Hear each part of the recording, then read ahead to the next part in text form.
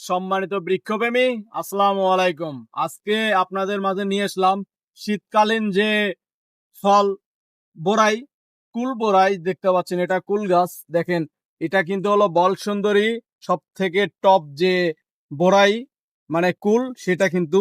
আর এটা হলো, এই যে দেখেন, আমাদের কাছে কিন্তু সকল প্রকার বড়াই গাছ পেয়ে যাবেন। এটা হলো বল সুন্দরী, এটা হলো বাউকুল, যে এরপরে এই যে এটা কিন্তু হলো আপেল কুল।